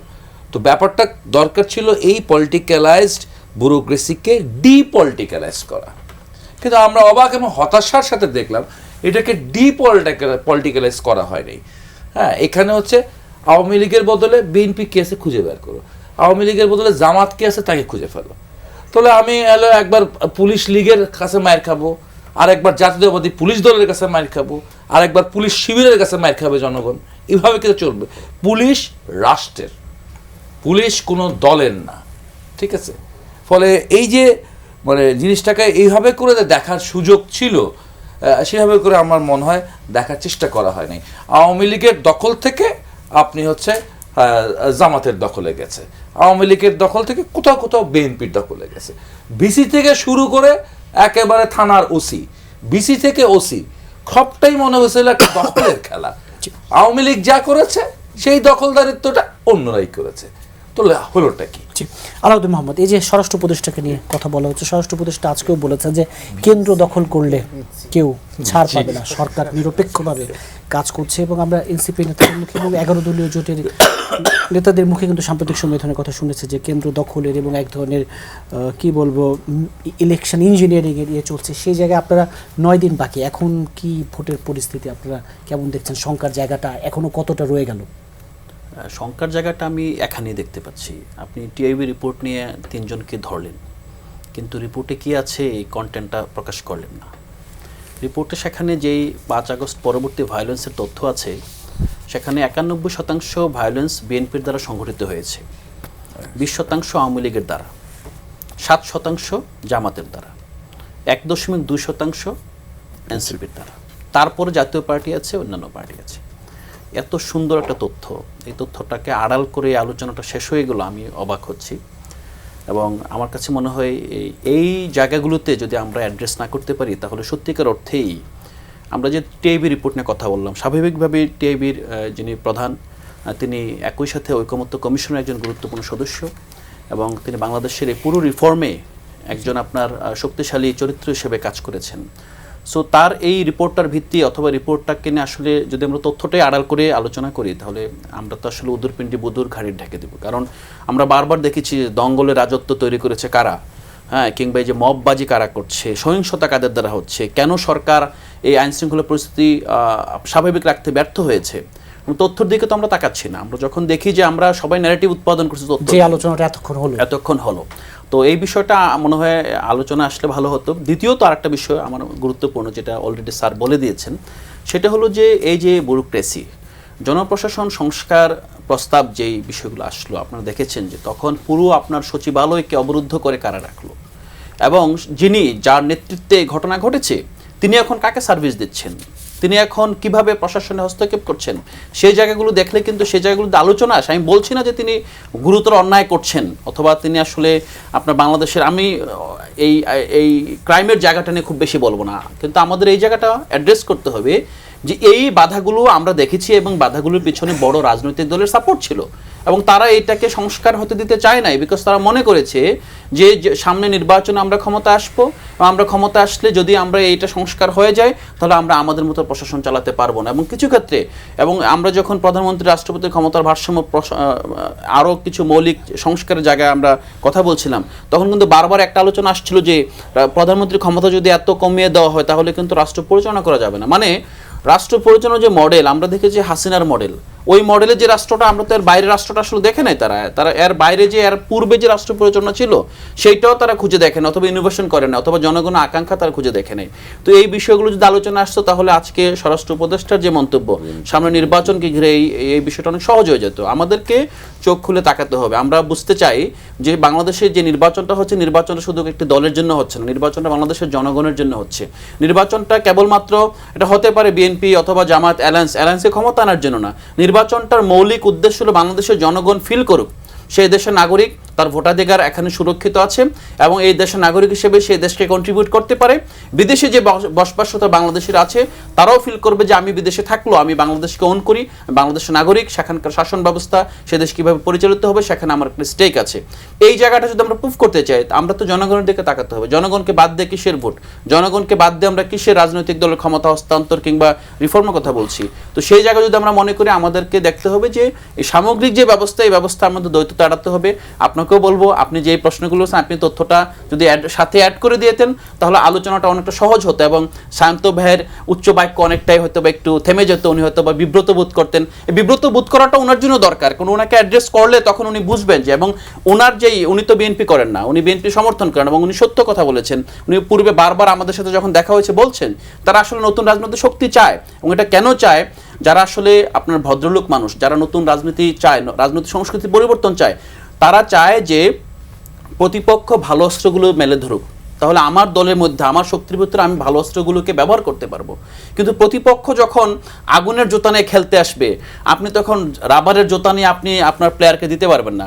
সো এই জায়গায় ওনাদের কনসার্নটা আমরা বুঝেও আমরা এই জিনিসটা বোধ করতে চাই, এস্টাবলিশমেন্ট, মিডিয়া এবং সবাই যাতে আমরা এই জায়গাগুলোতে অন্তত স্বচ্ছ থাকি, যেগুলো ইতিমধ্যে পাবলিশড রিপোর্ট, এগুলো যাতে আমরা হাইড না করার চেষ্টা করি। জি, অনুষ্ঠানে একেবারে শেষে একটি বিষয়, চারজনের মন্তব্য শুনে অনুষ্ঠান শেষ করবো। ডাক্তার শাখাওয়াত হোসেন শান্ত, যে গণভোট নিয়ে এক ধরনের ধোঁয়াশা বলছে, এই কারণে জনমনে এক ধরনের ধোঁয়াশা আছে, এবং এই যে 180 দিন গণভোট পরবর্তী 180 দিনের সংসদ কেমন হবে এই নিয়ে নানা আলোচনা, কৌতূহল আছে, নানা অপপ্রচার আছে।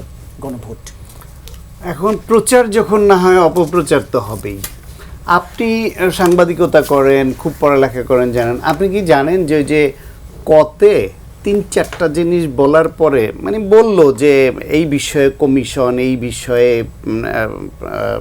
নীতিমালা, এটা এই বিষয় হবে 3-4টা করে, আপনি কি ওইখান থেকে গিয়ে আবার কি পড়তে পারছেন যে সাংবিধানিক প্রতিষ্ঠানগুলো নিয়ে কি লিখেছে প্রধানমন্ত্রী এবং রাষ্ট্রপতির এটা নিয়ে, মেয়াদ নিয়ে, এটা ভারসাম্য, ক্ষমতার ভারসাম্য নিয়ে? ভারসাম্য বলতে কি বুঝিয়েছেন বা কি কি আছে সেটা কি এই জনগণ পড়েছে, বা আপনি আবার নতুন করে আমাকে গিয়ে পড়তে হচ্ছে? ফলে এই গণভোটের প্রশ্নটা হচ্ছে একটু ক্লামজি, না বোঝার মতো করে। সেখানে যদি আবার এরকম হতো যে সব দল একমত হয়েছে যে অংশটুকুতে, যেটা আলী রিয়াজ সাহেব আগে বলেছিলেন, যেটা ডক্টর মোহাম্মদ ইউনূস যেটা বলেছিলেন, যে সব দল যেটুকুতে একমত হবে ওইটা নিয়ে একটা প্রশ্ন হবে, এবং হ্যাঁ বা না হবে ওটা আইন সংবিধানে হবে, সংযোজিত হবে, এবং যেখানে যেখানে দ্বিমত থাকবে সেই জিনিসগুলো দলগুলো তাদের নির্বাচনী ম্যানিফেস্টোতে দিবে।